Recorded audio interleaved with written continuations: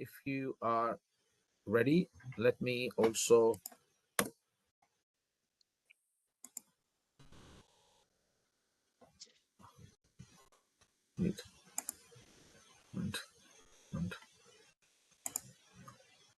So I will quickly introduce, as a great pleasure for me to introduce Professor Dr. Sattar Bawany, who's a renowned expert in his field and is a distinguished professor. I also welcome all the students and alumni, and myself as one of the directors of the university. I welcome you all today.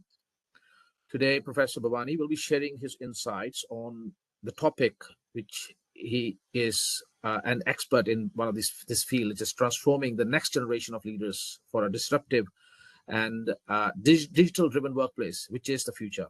So please welcome me in joining Dr. Bawany and starting this month's workshop. Thank you, Dr. Anand. Thank you, EIU-Paris, for inviting me, and welcome to each and every one of you to this webinar session on transforming the next generation of leaders for a disruptive and digital-driven workplace. I would like to encourage all of you to ask questions at any point in time. If you have any pressing questions, feel free to raise, speak up and ask me question. Or if you prefer to wait until the end, it's fine also to have we have a dialogue session. We only have an hour, so we start at around 8. So we have around half an hour dialogue and the remaining half an hour for Q&A. So let me now okay. What first question I'd like to ask all of you, because when you talk about disruption, we're talking about digital driven, it all got to do with crisis at the workplace. So what is one word you would typically associate with the word crisis, and why? Anyone speak up and share? Rohit? Yes. Crisis is an intense difficulty or danger, and normally it's a time when a difficult or an important decision must be made. Or when we say when the crisis comes, like there's a turning point of something. So crisis is definitely an intensive difficulty or danger that people have to make a decision concerning what is going on. Okay, that's good. That's good word. That's good description. Anyone else? Thank you, Lillian. Anybody else? Hello. The word yes. crisis, for me, in my understanding, what I understand that to run an organization, if there are some problems, some costs, and we are unable to run that organization because of some problems that are caused, that is the crisis. And we cannot run smoothly, so that is the crisis occurs for us to run our organization or any institution to run it smoothly. Okay, thank you. Anybody else would like to share your perspective about what is crisis and why do you associate with that particular word? Anyone else? So Rohit mentioned crisis, a situation where we have to manage ourselves in various. So I can see it was the chat button is gone. Okay, anybody else? If not, then let me share with you my research and what I found, the new redefinition of crisis in my upcoming book in 2025, where I will be sharing the latest research worldwide about the different type of crisis, and what we call crisis is a damaging event or series of events interconnected that can be generally characterized by profound change, which often associated with instability, volatility, uncertainty, complexity, ambiguity, and it's a potential impact on the organizational stability, sustainability, and continuity. And it could damage, if not properly managed, it could damage the organization brand, physical, the organization itself, the financial standing, and of course the brand reputation. So we need to understand what exactly is crisis and how a disruptive workplace, the digital-driven disruptive workplace, can potentially impact on the organization. So this is why the purpose of today's session. And there's a Chinese word 危机，危险的机会. A Chinese word 危险. Crisis is often associated with danger and opportunity. So they are both. It is a danger, a warning of potential calamity, but crisis can also be viewed as an opportunity. So the Chinese word is called 危机. And danger is 危险, and opportunity 机会. So if you look at in China, when the people talk about crisis, majority of people will view it something, an opportunity for you to turn around the situation, to leverage the situation to be able to create sustainable advantage for the organization. Yeah, and you see Albert Einstein there, his quote, "In the midst of every crisis, there lies great opportunity." And also John F. Kennedy, alluded the word crisis to Weiqi earlier mentioned about crisis. There's two strokes. One is for danger, the other one for opportunity. So you need to shift our mindset, our mental model. They look at crisis, not just looking from a danger perspective, but looking at from a opportunity. And today I will talk about what is called polycrisis and permacrisis, because there are too many crises. Even before September 11, then you have the Asian financial crisis, you have the global financial crisis, and then you have COVID-19, the pandemic. Yeah, and it's part of change, which is constant. And we need to be prepared. How do we able to leverage this crisis into turning it around to be opportunity? And we talk about polycrisis is a confluence of multiple interconnected crises happening all at the same time. We can look at COVID-19, at the pandemic. You look at the Russian war in Ukraine, which impact Europe primarily with the gas and oil prices. You can look at the instability in the Middle East, the Israel and Hamas war in Palestine, now in Lebanon, in Iran coming into place, in the instability in Middle East. When we look at the climate crisis, how it has impacted global warming, we look at flood in certain country, we have forest fires, so forth. So there are many crises that's happening, and now we can expect a prolonged crisis with Trump now being re-elected as the 47th president, and with his policy, intended policy to think America's first, imposing trade barriers against China, against European Union, and against any all country which do not conform to US or do not align with US interests.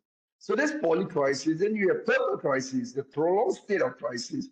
And we have seen the COVID-19 is a good example, where over 3 years, as a matter of fact, today we still have countries are still struggling in Africa, in some of the emerging economy. Although the COVID-19 generally has been contained, but the new variant is coming up, and potentially the other pandemic like H5N1, the bird flu, the monkeypox, and there are other potential diseases that could be lurking around, and we can anticipate that to happen in the coming years. So this polycrisis and permacrisis tell us that we need to be prepared. There will be in the next 4 years with Trump in the what we call that Trump in the office in the White House. We can expect to see more potential crises involved, and I'll talk about that in a short while when I talk about some of the global future crises. And our research has gone from starting from year 2000, so 24 years and I published the research over the last 24 years about what are some of the crisis disruptive events and what we need to be prepared, in the future. The latest research last year will going to be published in our book, The Making of a Crisis Leader, will be out early next year, where we look at 529 CEO,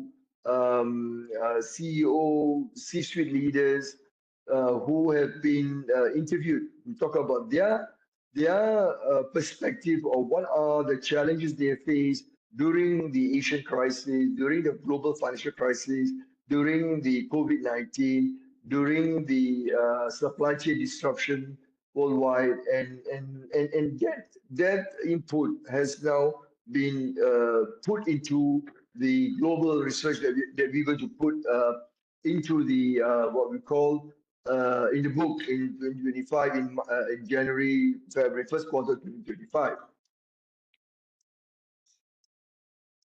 Now, I mentioned about past crises. So what have we learned from past crises? So let's start with, from the bottom left, the Asian financial crisis, which is 97, 98. Most of you may not be working yet, or may not be in, may not be born, but that was the major Asian crisis where the collapse of the Thai baht, the Malaysian ringgit, and in Malaysia and Indonesia, where IMF had to come in and bail out some countries. So that was quite bad, and of course, it affects primarily the Asian region. Then you have what we call the dot-com bust, which is year 2000, 2001, where we have many of the tech startup, from the US, many startup. There are too many overvalued startup, and then you have the bust of this global startup, and that affect mostly the technology sector. Then you have September 11 in 2001, which the Twin Tower of US. That affect tremendous impact in the aviation, hospitality, tourism, where a lot of companies are affected because business travel is curtailed. And that's where the start of the use of technology, using telephone conferencing and so forth, starting in before COVID. September 11, 2001, people start using virtual conferencing and so forth. Then, of course, the last one on the top left is COVID-19, which started in Wuhan, in China.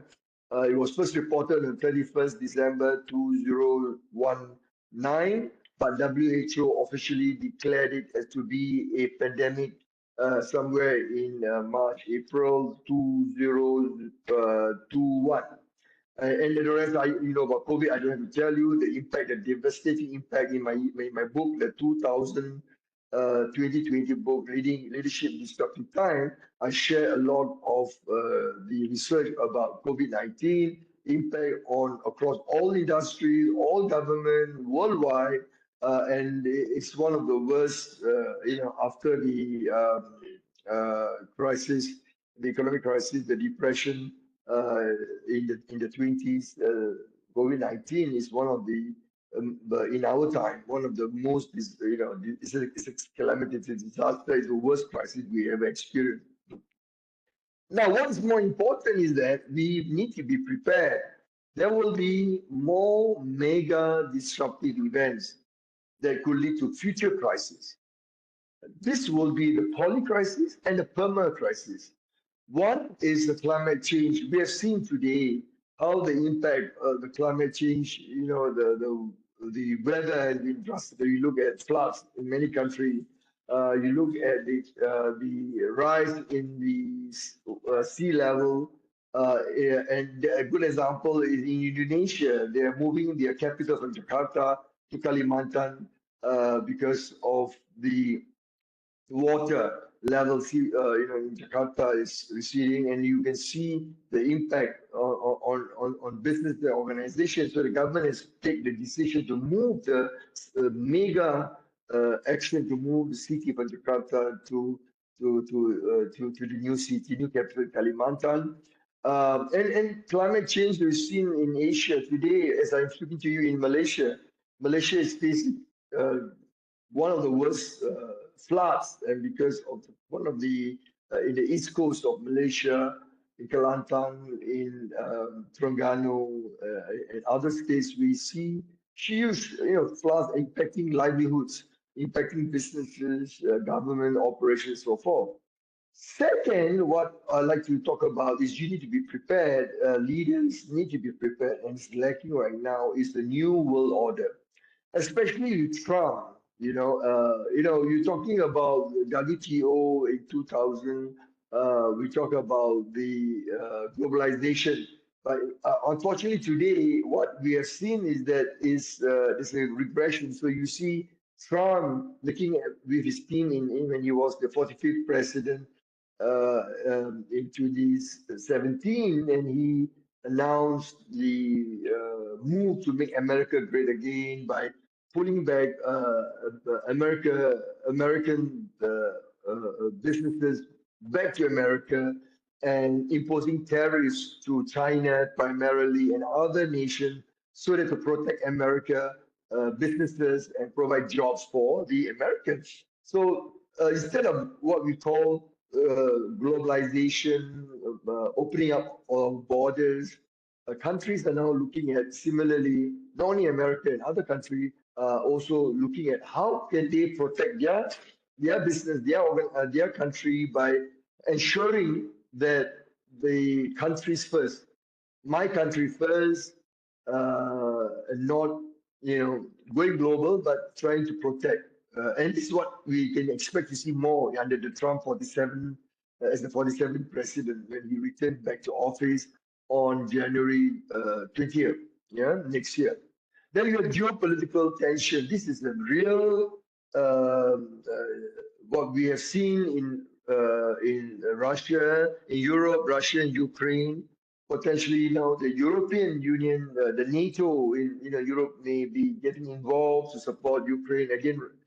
Potentially nuclear war could happen because Russian President Putin has announced that potentially he may use, if necessary, if forced to, using nuclear weapons. And the other geopolitical tension that I've wrote over the years in my various books, and I predicted that there will be, now that Trump's coming back, we can anticipate the heightened alert between US and China in the South China Seas, the Strait of Taiwan, because there has been, we've seen just few days ago, it's been ongoing for 2 years, how the Philippine Navy and the Chinese Coast Guard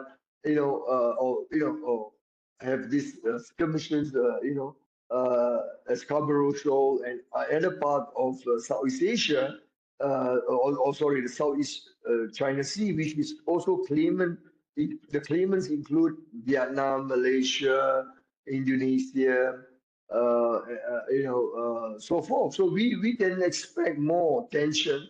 And with Trump in office, the geopolitical tension is not going to go away, because we can expect the Taiwan issue is going to be raised again, and the U.S. perspective is that they were going to protect Taiwan against the aggression from China. And China perspective under President Xi Jinping is that you're going to be prepared. Taiwan is part of us. We're going to take back Taiwan. So they're taking back Hong Kong, Macau. Now Taiwan is the only territory left. And I believe Xi Jinping in the next 10 years would make that a possibility, because he wants to have a legacy and he wants to bring Taiwan back. And even if it leads to war, and he's prepared and he's made speeches, alert the army, the US, the PLA, the People Liberation Army of the Chinese Republic, that this is the reality. Yeah. Now, and of course, the other geopolitical tension is the Japan, Korea, the North Asia against North Korea. And the North Korea is quite a maverick, as you know. They have continuously tested the patience of the Japanese, South Korean, and American by launching what we call the nuclear test. This is something we need to be prepared. As long as the current regime in North Korea remains to be it is. Then the fourth disruption that we can expect, which may lead to crisis, is the disruptive innovative technology like Gen AI. We have metaverse, we have Web 3.0, and future we're going to have GAI, General Artificial Intelligence. If you think AI and Gen AI is creating a disruption at the workplace, people are struggling and it could impact business, be prepared for the next biggest technology disruption is GAI, General Artificial Intelligence, where behave and can make decision for you without human intervention. So right now, GAI look at your past, history, your past, action, which using algorithms to be able to develop possible scenario decision making as a decision making tool. But in future, that is do away with AI that can automatically make decisions without human intervention, and that's very worrying. And there's some, to some limited form, is this will be tested in military, and very soon war. There will not be human life, but everything will be fought based on AI robots. And there are many countries are experimenting, but so far there's no fully working model. But that's the future. GAI, General Artificial Intelligence.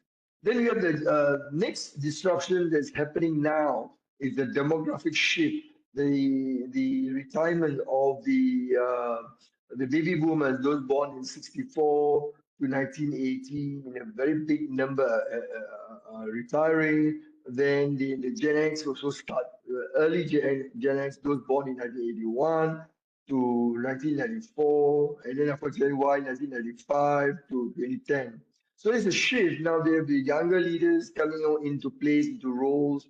Many of them do not have the enough experience, but the reality is that they are taking decision roles in the organization, and you have a lot of experienced leaders that are leaving, retiring. That goes to the tacit knowledge, the qualified knowledge with them. So this is a real disruption that we have seen in some industry, in healthcare, in legal profession, in across all industry. We see people, and that's why they need to rehire. They need to learn, unlearn, relearn. They need to upskill, reskill your talent, your workforce right now. And lastly, future pandemic. We have seen how COVID-19 disrupt all life, all levels, all organizations, all business, government, non-profit, businesses, and of course, even place of worship and so forth have been disrupted. But future pandemic that we can expect, for example, the bird flu H5N1, that in certain form that we have seen, there's no vaccine for it. So we need to be prepared. And WHO has warned that there will be future pandemic similar to the scale of COVID-19, or even what we call the worse than that.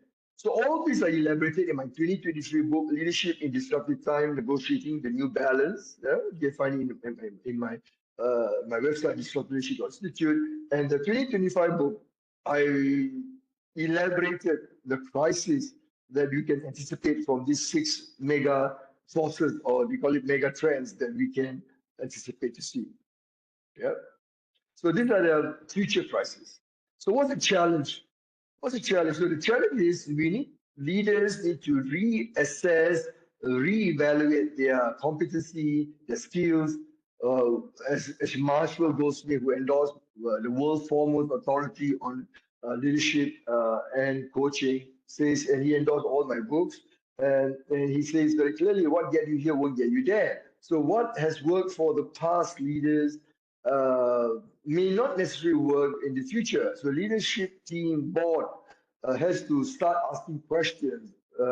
How do we remain relevant? What do we need to do to ensure that we need to prepare for the future? How do we equip? How do we develop leaders? How do we make leaders ready for the future? Some skills that that we have, based on the research over the last 20 years, that we have looked, and we also look at the World Economic Forum, we look at Harvard Business School, MIT, Massachusetts Technology, Boston, we look at Stanford, and many other institutions worldwide. What has happened is that we can expect that new skills like cognitive readiness, critical thinking, problem solving, creativity, disruptive mentality, innovative leadership management, empathetic listening are becoming more and more important. An organization like Microsoft, Satya Nadella, the CEO, the third CEO of Microsoft, is very successful transforming Microsoft to be the next gen organization, leveraging on all these tools. They are our client worldwide, and then you have organization like DBS Bank in Singapore, who is the world most successful digital bank. Yeah. Again, how do you use digital transformation to be able to equip the leaders to prepare for the future? So there are successful companies which have been successful. Also, Starbucks, for example, Grab in Asia, and of course there are many others that Procter & Gamble, Boeing, and so forth. So the question that I have for you: are you ready for this challenge by demonstrating, or do you have this suite of competency?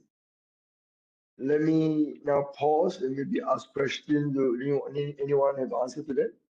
Maybe do you think this competency is evident already, or do some of you have seen it in your organization?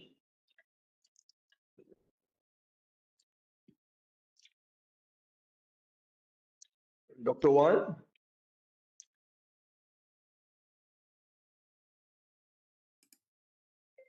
Yes, can you hear me? Can you hear me? Yes, yes.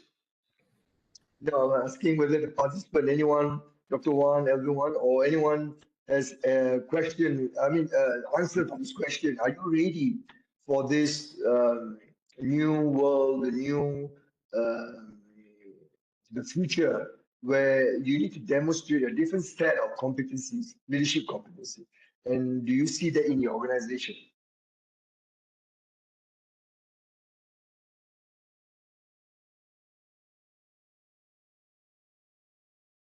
Yes, please, I would like to emphasize on something that about the questions and the teachings that you're talking about.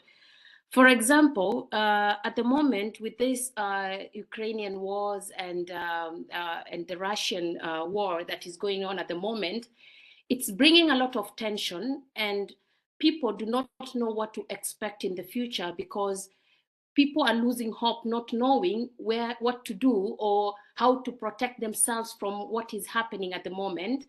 And there's chills, people having goosebumps, like, oh, what happens tomorrow we wake up and Putin want to come over to the other part of Europe?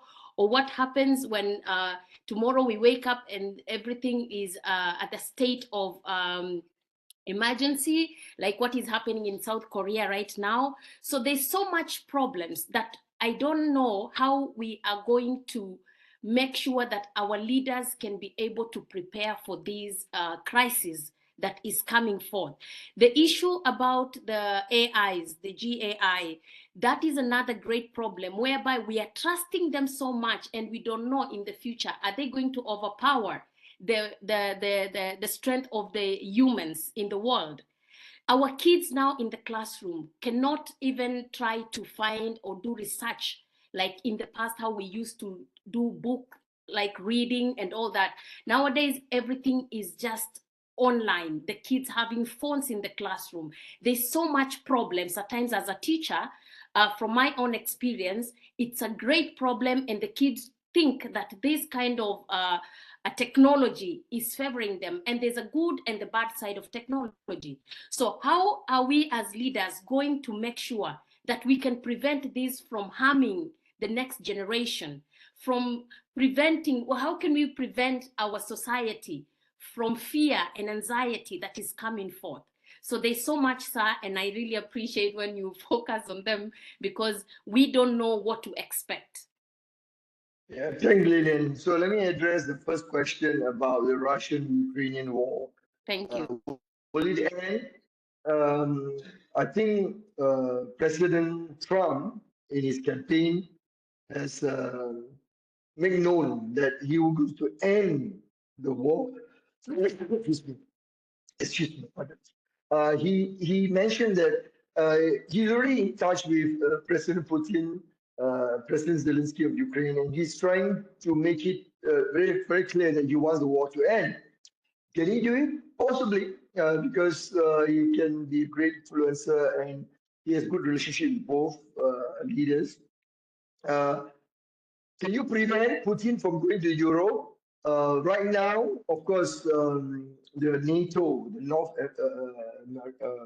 Atlantic Treaty Organization, which the European countries, even the American power, is preventing Russia, acts as a deterrent from in Europe from Russia to move beyond Ukraine. But knowing Putin, it's possible. He already threatened to escalate to nuclear war in many of his speeches. That if the NATO would be aggressive, if there will be more embargo by NATO or European countries against Russia, he's going to retaliate. So we have to wait and see. So what can you do about it? Is not you as individual, as an organization. We have to understand that these are mega sources that's going to impact our businesses. So therefore, we have to take mitigating action. What do you mean by mitigating? But all these actions are going to disrupt the supply chain, the trade routes, are going to disrupt the way things are. The new normal is that this disruption is going to continue. So you need to diversify, find ways to look for sources of supply. One of my clients, Porsche in Germany, which during the they used to have a plant in Kiev in Ukraine. Because of the war, they shut down and this disrupt their supply of cars for years. So we have to understand that we have to be prepared, be proactive, and plan ahead. So we need to mitigate. And same thing with American businesses in China, with the impending tariffs. Trump has promised up to 50%, which I don't think you go up to 50%, probably 20, 30%. But knowing Trump, nothing's impossible. But what it means that for businesses who are operating in China has to start thinking about moving out of China, like which they did when during the Trump the 45th as the 45th president in 2017 to 2020, where companies have moved from China to Vietnam to Malaysia, Indonesia. So that's a reality. So we cannot stop, but we have to mitigate as CEOs, board, organization, mitigate the risks involved. That's why my 2023 book, I talk about balancing between sustainability, leadership, disruptive time, negotiating a new balance between sustainability and risk. How do you balance? This one. Now, the second question you asked is about AI, about Gen AI and the threat. It's already happening. Education institutions are impacted. Workplace, customers, relationship. What can you do? So you need to leverage on this technology to bring about a sustainable competitive advantage for your organization. What we can learn from this technology, how can we bring it into our organization, leverage on its the benefits to develop new programs, new solutions for our customers, for our stakeholders. Can you stop it? No. But the reality is that the technological revolution started since 2000, when actually the technological revolution started in 1995 during the Netscape versus Microsoft Windows 95 war. That's where the web, the internet started evolving to today, and this started since then. But companies learn to adapt, develop. But because AI is a disruptive innovative technology that many people do not know about or are trying to understand, we can expect that to continue to disrupt. What can you do about it? You can learn to embrace it. There are many courses, free courses out there. You can learn to accept and learn how can you work with this technology like Gen AI or GAI in future to bring about stability in your organization. So your leaders need to be trained, courses, programs. So later I'll talk about the two programs at European International University in Paris, a worldwide. We run a 12-week program on how to address these challenges. There are programs, masters in disruptive leadership and masters in digital transformation, which address all these challenges that I talk about. Lilith? So there will be there'll be some remedy that you can put in place. So we need to disrupt our mindset first. I hope they answer your question, Lilith. Yes, sir. Thank you. I appreciate. Good. So now, so what can we do to mitigate is to develop our leaders. One of the model that I talk about in 2000 during COVID to disrupt their mentality, 2020, 2023 is called the disruptive leadership model. When you want to implement digital transformation, the 6 competencies you need to disrupt, and you can get all the details in the link there. You can see there at the bottom there, disruptiveleadership.institute, disruptive digital leadership framework. So you can look at all the models. What is your disruptive mentality? How do you shift your mental model to be innovation driven, to learn, unlearn, relearn? Then you need to have a visionary and entrepreneurial skills, which is important, to be able to come up with solutions using design thinking. And how do you create a mental agility by demonstrating cognitive readiness? And cognitive readiness is a suite of critical thinking, emotional intelligence skills, plus problem-solving, decision-making skills that you need to be able to work on in a rapid response manner very quickly. Then you need to develop resilience and adaptability. That's what you call change agility. This is very important because of the unknown, because of the volatility, uncertainty, complexity, ambiguity. We need to be prepared. Our leaders need to be prepared. Organizations need to be prepared by adopting resilience and being adaptable. And then the 5th is what we call the emotional and social intelligence, especially empathy or empathetic listening, social skills, managing stakeholders, relationship management. And how do you develop the relationship internally, a trust-based partnership with your internal stakeholders and external stakeholders?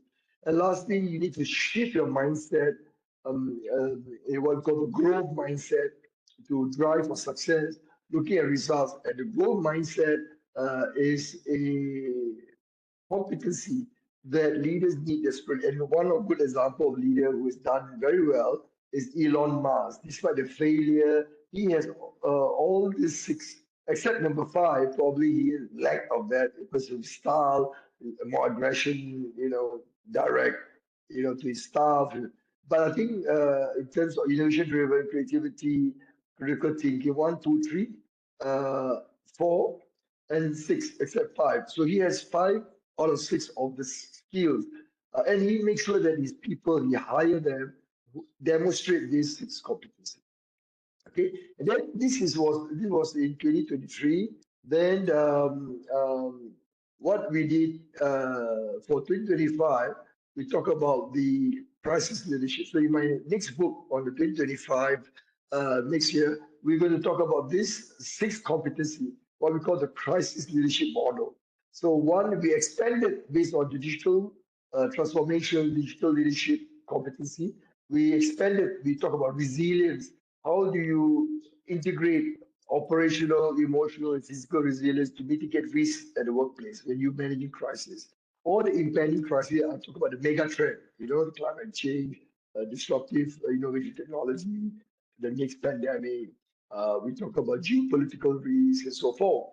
Then we talk about the mental model. How do you shape our mental model? How do we create this, what we call mental agility, to be able to quickly move from zooming in and zooming out. So then you need to look at the bigger picture and you need to really quickly look at the problem itself. But you need to shift. You need to have the agility to move your mindset. Then, of course, you communicate. We know empathetic communication, listening. Then we have intelligent using AI to make decisions to support during high pressure, during tough situation. We need to be proactive. You need to have rapid response. Be quickly making decisions under tough condition. Then you need to be inspiring. How do you inspire when during time of crisis? For example, during COVID-19, one of the great business leader from Marriott CEO, who they had to close down a lot of hotels worldwide, despite himself going through personal crisis, suffering from stage 4 cancer, but is able to inspire his team to move forward during very tough conditions of COVID-19, when they had to close a lot of hotels worldwide. And lastly, you need to structure the recovery plan. People need to know in crisis, where are we going? Where we are today, we know the situation, the danger. Where are we going? And people need to know how to get there. So the leadership role is to transform and lead people to the future. So you need leaders who need to have all these set of competency, the disruptive leadership competency, cognitive readiness, the crisis leadership model will help you to transform your organization for the future. Okay. Now, so far we talk about CEO, but I just want to quickly, I won't go into this, but in my website you can get the details there. There's this book abstract. Board also need to be responsible. You cannot delegate to CEO and the senior leadership team, which is traditionally done worldwide. But my view and my experts, team of experts, the DLI, Disruptive Leadership Institute, we believe that board has a role to play. So board has to come up with what we call the playbook with the CEO, with the senior leadership team to prepare and navigate the crisis and to ensure that they provide oversight, governance, and so forth. So the board has a role to play. So I wouldn't go to board. Most of you are not at that level, but board has to take active responsibility. So to conclude, before we move into Q&A, I like this quote from Arthur Schopenhauer, which is a 17th century German philosopher. He says that the task today is not so much to see what no one yet has seen, but to think critically what nobody yet has thought about, which everybody sees. So everybody see COVID, everybody see AI, everybody see Trump with the imposed trade sanctions in China, tariffs and so forth. But the question is, do you have thought about what are you going to do about it? You see, everybody read the same report, the same, watching TV shows and so forth.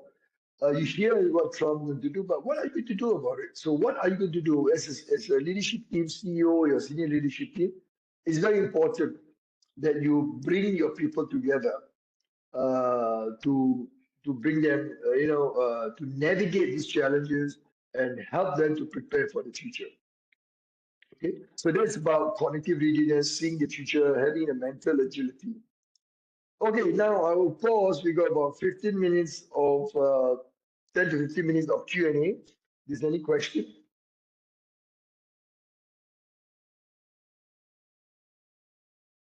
So now's your chance to ask me questions, to look at your from your perspective.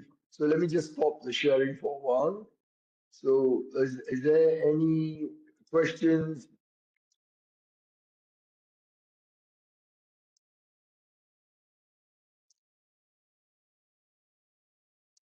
Anyone?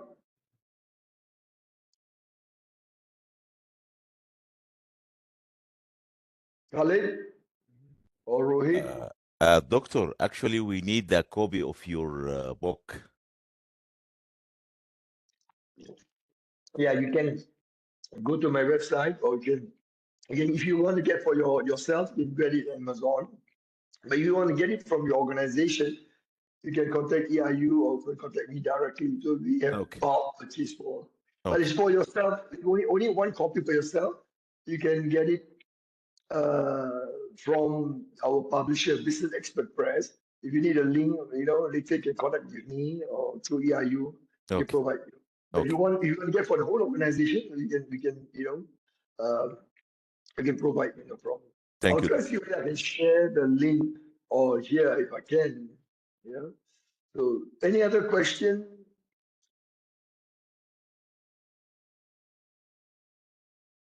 Sir, I would like to ask a question. It was a very nice session, by the way. Got a lot of information. I would like to ask about that how to balance your family and your business in such a manner that nothing should be affected. Because sometimes we lean so much towards our work that we ignore our family. And sometimes some people are too much to the family, they ignore the work. So both things create. So what tips would you give to balance it? Yeah, well, Batul, right? So that is the challenge that everyone faces. I face that challenge as well. So for many years, I have, because of my work, I travel extensively. I'm based in the US, based in Asia. So I travel quite extensively. So one of the challenge I found that we need to look at your priority at which part of your career. It's very important to have a very supportive spouse. Yes. Yeah. So for me, I'm very fortunate. My wife is supportive for the last 40 years, as young as 17, and developed the way I am now. So sometimes it's a trade-off. You need to decide different stage of your career. Where do you want to be? Where do you focus? So my advice to you need to reflect and look at. There's no magic answer, to tell you, at a young couple moving up the hierarchy of leadership, you need to focus on your career. But of course, you need to find a balance. It's a very fine balance. What do your family need? So especially women, doesn't mean that in some society, women have to stay at home. Doesn't mean that the husband have to work. And now you see more the Gen Y, you see more house husband coming up, depending on who makes more money. So it's not necessarily, women have to stay home and men have to work. So it can be vice versa, or it can be both. And then in Asia, in Singapore, Malaysia, Indonesia, China, where you have grandparents taking on the role to take care of the children when both parents have to work. So you need to decide what makes sense, what is best for your family, and also depending on your organization, whether they do have policy to support you in that direction. So there's no one size fits all. So you need to have a balance. Okay. Yeah. Thank you so much. Thank you. Khalid, I've sent a link there in the chat. You can click the link and all the books, the details there. You can have a look. Yeah. Yeah, I got it, doctor. Okay. Thank you so much for Anybody that. else? You're welcome. TI, you have any questions,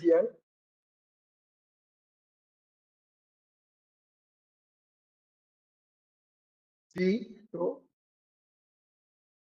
Okay. Okay, so this one question, let me now go back to sharing the slide.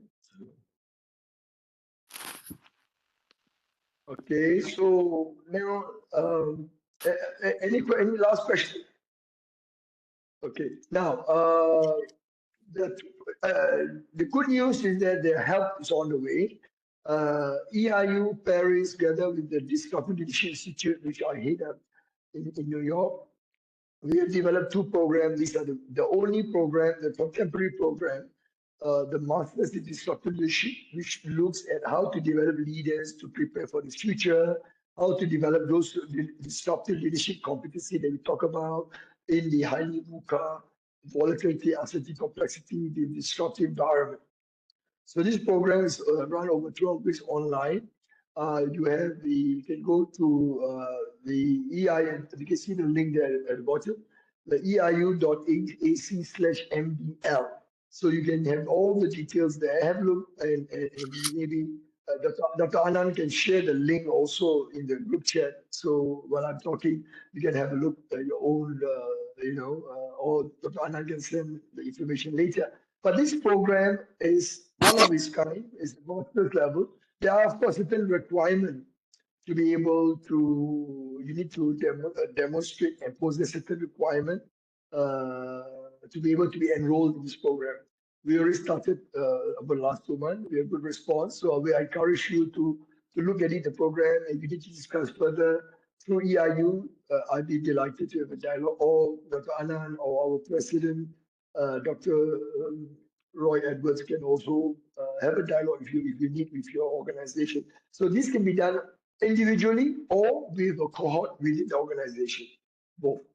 Okay, so that's number one, Master in Disruptive Leadership. The other one is the Master in Digital Transformation, or MDT. This is where we talk about the disruptive technology, GenAI, and GAI, Web 3.0, Metaverse. How do you use big data analytics? How do you leverage all this disruptive technology to transform your organization to be able to be a leader who can transform and to equip yourself as a leader, individual leader? You bring the value to the organization. You go through this program. It is able to show that you has had the what we call the skills and competency to prepare to lead organization digital transformation journey. So this again is 12 weeks online. You want more detail there, you can have eiu.ac/MDT. We have more information, and I'll encourage you to go and have a look. Again, it's a very contemporary, practical, and relevant. So remember these 3 CPR. So both MDL and MDT, both master's program is based on contemporary, because it's what is required today. It's on the leadership challenge that I shared earlier. It's practical, but there will be case study, there will be assignments that you need to complete, and then it's relevant to you in your role as a leader, as a manager. So this CPR methodology that we have brought in would help organizations to be prepared. Okay, and for you, you can either get your company to sponsor you or yourself. Okay, sorry, Tina, you got to say something? Tina, were you saying something just now? I missed it. Okay. So with that note, let me now. You have there the WhatsApp number in EIU +33 607 591197, or you can email us at info@eiu.ac. If you need to connect with me on LinkedIn, there's a code you can scan now. You scan the code, connect me on LinkedIn, and connect me on my e-card as well. So you can do both. Okay, and I'll be happy to answer any question even after this program ended. So with that note, I will stop now. I'll hand over back to Dr. Anand. Dr. Anand? Yes, thank you, Dr. Bawany. Thank you very much. Thank you, everyone, for being here and listening to this one of our workshops. This is the second workshop which we have done after for the alumni and the students for this year. Now, Dr. Bawany, you have actually enriched in this particular area in the leadership industry from a macro point of view, because this covered things like politics. Obviously, these all things affect a lot in large businesses, for large businesses.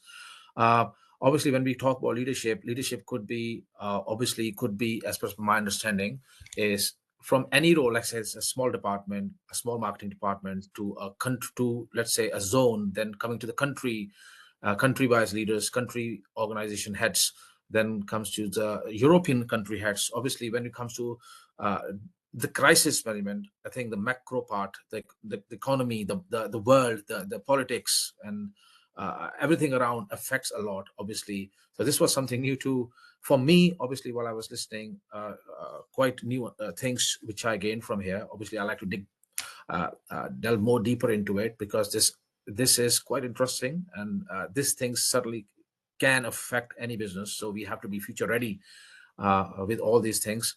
Obviously, as for the people who joined, and also our other students and alumni, etc. And these, as we've introduced these 2 courses as well under the leadership of Dr. Bawany, these 2 courses focus exactly on that particular areas, the niches where how to,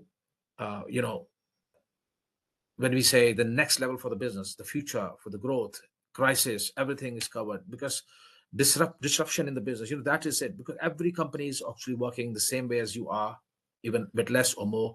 But like I always say, survival of the fittest, not the when you used to say survival of the fittest, right now is a survival of the swiftest, the one who is faster, who is the most faster right now, and who is more innovative in adapting all these technologies, and not getting scared of everything new coming up, but adapting in such a way that it becomes just a part and parcel of the business. And for them, I think there is no crisis. They can easily manage anything, tune into the products, a factory, shift in whatever changes are happening. For example, electricity department, let's say that if our business is to produce electricity, and certain political changes would matter a lot to us. If we are exporters, then politics would again matter a lot to us. A certain country exports reduces because of the war. This will affect our total income. So yeah, this is something new for me, as even I'm into branding and marketing as well as management side. But these things also have to be looked into and planned accordingly on the basis when we create our forecasts and strategies for years. You never know, any new policy could come up which could suddenly affect in any part of the world. So if there are any other questions from any of the attendees, we would love to answer them. Dr. Bawany would love to answer them. And if even later on, if you want to have another session, please email us. And any other questions, please reach out directly to our website, our email, me, or even Dr. Sattar Bawany. We look forward to hear your questions and answer them well. So I can see Simi Bilani is telling us a great initiative. Thank you very much, Simi, for attending this session. Thank you very much, everybody else as well. Dr. Bawany, anything else you would like to say? Obviously, some people will get certificates as well, which we'll look after that. That's not a problem. But I really hope that we could have more and more, because there are some people joined and they came and joined and went, because I saw like 6 people more, they joined and just went left. Maybe they're having some technical problems or issues, whatever, but it's good. We can again conduct something similar in future. Dr. Bawany, we can plan after 3-4 months, something newer topic, maybe of your other programs. There's one of them is MDT and one is MDL, maybe a glimpse of that, what actually it is about. So we could invite students who have got interest in that. We could peculiarly just talk about those 2 courses and as a gist of it. At the same time, it tells them more. Also, at the same time, it also gives them some learning, which they will take from that workshop, which you will conduct in future. So yeah, I think having said that, I think it's time to conclude. Or if there anybody wants to share anything, most welcome, please. Thanks a lot for this today workshop. It was very interesting, and we'll look forward for more. Yes, thank you very much again. We have recorded this. Yes, please continue, carry on. I would like to say thank you very much for the host. I've always been joining the programs that you bring on board for us. Thank you, Dr. Bawany. We appreciate everything that you've taught us today, and we look forward to implementing them. And we would like to say these sessions are more helpful. Whenever you have more sessions like this, please, we will tell a friend to tell a friend so that we can be able to learn and educate each other. Thank you, everyone who is here. I appreciate, and let's continue sharing this message across the world. Be blessed. Thank you, Lynette. Thank you, everyone. I'm losing my voice. Thank you. Thank you very much. Yes. Okay, so it's time to conclude. Thank you very much again. We keep connected. Those who have not joined the LinkedIn group, please do join our Alumni Network LinkedIn group. It's available free of cost for everybody. And over there, Dr. Bawany is also there. We have other professors and faculty as well. We can discuss and share our ideas. If anybody wants to network and discuss about career opportunities, etc., jobs, everything we will talk about. It's a new initiative by the university. I think the more of us we join, the more we have a community, and we discuss and talk, and we all can connect, and so many things, by the way. Yes, again, thank you very much for everyone. I think we can now finish it off. Cheers, and I'll just thank you very much. Take care. Bye-bye. Bye.